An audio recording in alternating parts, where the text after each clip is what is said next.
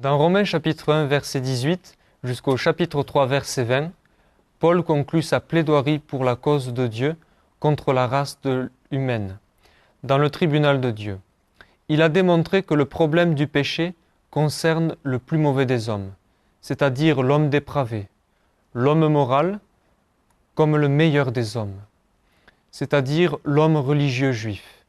Il donne donc ses conclusions dévastatrices dans Romains 3, 9 à 20. Quoi donc? Sommes-nous supérieurs? Absolument pas, car nous avons déjà prouvé que tous, juifs et grecs, sont sous l'empire du péché, selon qu'il est écrit « Il n'y a pas de juste, pas même un seul ». La conclusion de Paul se résume à 3 mots. Tous ont péché. Le péché est la terrible volonté propre qui pousse chacun de nous à suivre sa propre voie sans tenir compte de Dieu. Le péché, c'est quand nous disons à Dieu « Je n'ai pas besoin de toi et je ne te veux pas dans ma vie ». Le péché est le grand problème de l'homme depuis le jardin d'Éden et Paul insiste sur le fait que chacun de nous est sous l'influence du péché.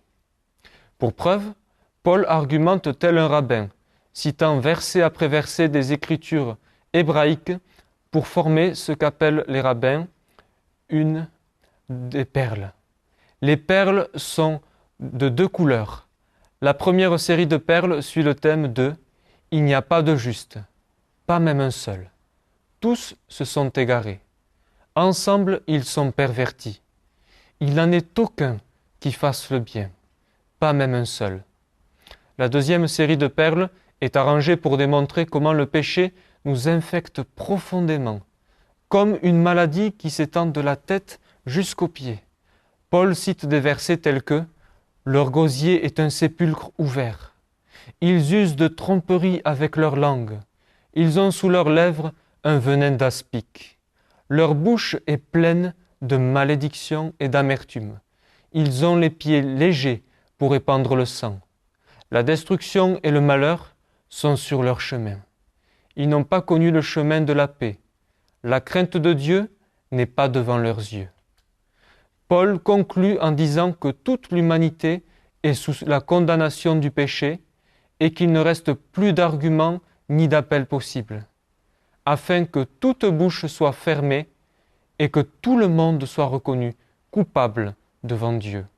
Car nul ne sera justifié devant lui par les œuvres de la loi, puisque c'est par la loi que vient la connaissance du péché.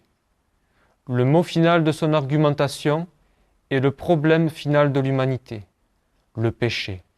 Nous sommes coupables. Il n'y a qu'une chose à faire dans le tribunal de Dieu, se rendre à la clémence de la cour, face contre terre, devant le trône de jugement de Dieu, mis à nu devant Dieu dans notre péché. Qui nous sauvera ?